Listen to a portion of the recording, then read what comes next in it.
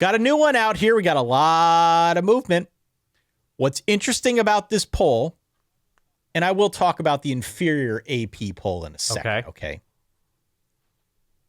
What we're seeing is a lot of indecision over who the top team is right now. In our poll especially, we've got a pretty good cluster of Ohio State. Ohio State is 1, Miami at 2, and your Oregon Ducks at 3. Yeah. Seen a little bit of movement in that top 3 over the last couple weeks, not because any of these teams is doing anything wrong. I think Oregon was docked a few notches because of what went down with Penn State. Okay. And I want to talk to you about this. We've got some simple-minded voters, Ty, as does everybody. Continue. I want to talk to you more about this once we get into the Indiana-Oregon preview. Because there is a question of perception now after what went down with Penn State. But alas, your top 3 in our poll, Ohio State, Miami, Oregon. Yeah. Then we've got a secondary cluster after that. Texas A&M at 4, Ole Miss at 5, Indiana at 6. After that, it rounds out Alabama 7, Oklahoma 8, Texas Tech 9, Georgia, Georgia Tech, and Mizzou to round out our top 12. Nice to see Mizzou getting into that top 12 in advance of their big matchup this week against Alabama. Any thoughts on what you see in the Verballer poll? I understand why Miami has moved up. It's an impressive win. We don't fully know what Florida State is or is not, but Florida State's on a losing streak now. And so, yes, you know, if you're going to discount what Florida State is, then I guess you have to discount what Miami did, which I think is foolish. But Miami is really, really, really good. And I thought the Florida State defense came to play a good deal in that game. Gave up some big plays, of course, and that was the difference. But what Miami is on defense, I think, is leading the way right now, as much as I like Malachi Toney. I'm okay with Ohio State at 1. I mean, they've beaten everybody in front of them. Their defense is probably the best thing in the sport right now. Their defense is playing at an almost impossibly good level. Look, it's against a Texas offense that we've discounted after what they've done since. It's against Minnesota's offense. It's against a generally good, not great Washington offense, and they didn't allow points in the end zone to any of those teams, to Washington and Minnesota. I think Ohio State is a better team than Miami in this moment, but I don't have the resume that, you know, can fully back it up, where it seems that Miami with wins against a Florida team that's up and down, a Florida State team that now we consider up and down, a USF team that we think is a good for that conference type team. Like, Miami has proven it week in and week out too, so it's just a personal preference, and I think I would take the team that has that combination of offense and defense on a slightly higher level, in my opinion, in Ohio State. So I'm okay with that distinction there. Yeah, I had voted Miami 1, I think mostly because of that resume. But clearly I understand the case for all of these teams. And it seems as though Verballers were out there making their case as well. Where we do have a little bit of disparity, as you might expect, is with the AP Top 25. The AP Top 25 saw some pretty big drops, as you might expect. Both Texas and Penn State drop from the top 10 fully out. They're now 2 and 3. Which, fine. Yes? Are you okay with that? I'm fine with it. I think you have to be. Certainly on the Penn State side, you lose the UCLA. You deserve that. There's no two ways about it. The Texas thing is probably a little bit of a different story, but Florida was unranked as well. So I understand it on that front. Vandy dropped 4 down to number 20. Iowa State, a pretty big drop, 8 all the way down to number 22.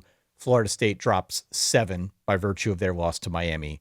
They're still in the top 25, but they are currently at number 25. There are a couple teams that are in the teens that slid up a couple slots. Okay. This is what tends to happen this time of year, right? Teams in front of you lose very gradually. You got to rank 25, right? You got to get 25 teams in there, which means teams that you might think are like the 19th or 22nd best team, all of a sudden like 13, 11? Okay. But somebody's got to be there. Just sliding these teams around on the board. Georgia Tech, Mizzou, the aforementioned Michigan Wolverines, Notre Dame, Illinois, BYU, UVA. These are teams that all benefited from those in front of them dropping. Yes. All of them went up about 4 or 5 slots. Notre Dame's up to like number 16 again. Yeah. It's like nothing ever happened, right? So there's a lot of football that's yet to be played. After this week, I guess, technically we will be halfway through the regular season. As we get a little bit deeper into this thing, more conference games are going to go down. A bunch of these teams in front of that grouping that I just mentioned of 6 or 7 teams, there will be losses. There will be opportunities for them to gradually improve their standing as well. But I don't have any harsh reactions to the AP poll. What I am feeling, though, is that there is a little bit more of a merging taking place between what we see on the AP side and what we're seeing on the Verballer side, just because teams are playing more games. Right. And it seemingly is getting a little bit clearer who deserves to be where. I think there is a steep drop-off after 3 between Oregon and Ole Miss. I think there's another steep drop-off likely between Alabama and Texas Tech, Georgia, LSU in there. Just what Alabama looks like now. Going to Georgia and winning, right, and finishing strong against Vanderbilt. You're right, though, about the team slipping into the teens. You're just like, LSU's the 11th best team in the country right now. And you're like, yes, they've beaten Florida and Clemson, and the offense hasn't looked all that great. They didn't look amazing, obviously, offensively against Ole Miss. We'll see what their health is on offense. There's a bunch of questions there. So I don't feel great about associating LSU as one of the 12 best teams in the country right now, but they certainly have a defense that would, withstand any argument.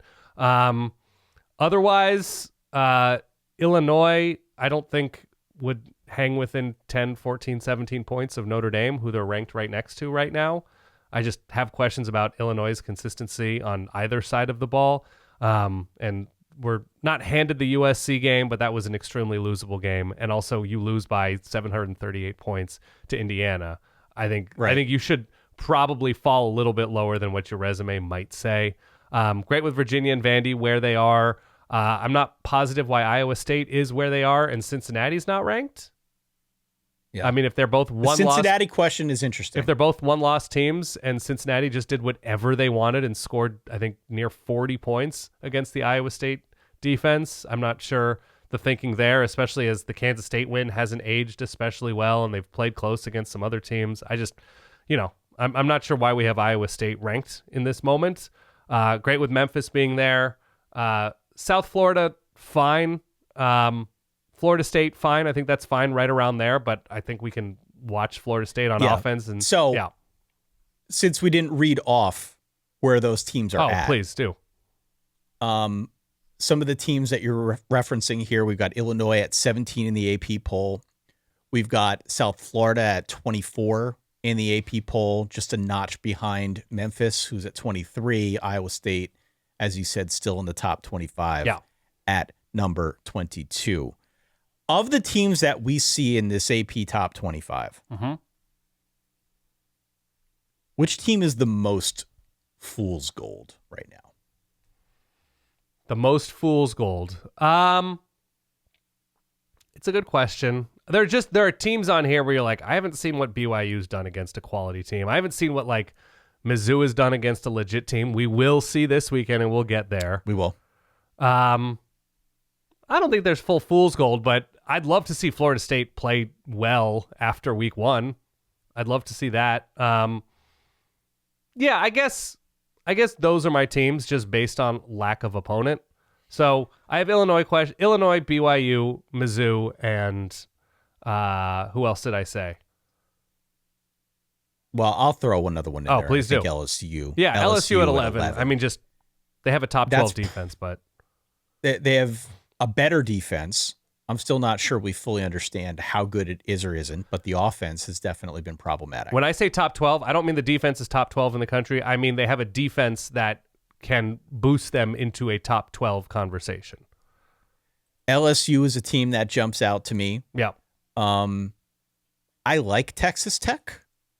I'm still not fully sold on Texas Tech top 10 team this season. They've taken care of business, though. Taken care of business. They've behaved. I want to see them play against better competition. Yeah. Texas Tech is a bit of a question for me. And I am still coming to grips with the whole Virginia thing. Okay. I think Virginia is a really, really good story. And by any measure, what they have done right now is a huge coup for Tony Elliott. Right. I mean, it just is. It is already a wildly successful season for the Hoos. They're going to go to a bowl game. They're going to probably get pretty close to 9 wins. 8-9 wins, I think, is realistic. Sure. Where this team is at.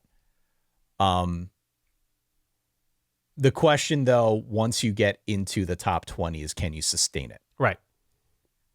And that is where I am not fully committed to the Hoos. Okay. Yeah, I think at their best, they're good. But I don't think there is any one part of their team that you can point to as like, this is what's going to keep them in the top 20. Like, it's just going to be a roll. Like, some weeks you're going to win in overtime, some weeks you're going to lose. They've closed well the last couple of weeks, obviously winning those games in overtime. But the sustainability for Virginia in this conversation, I think, is not great.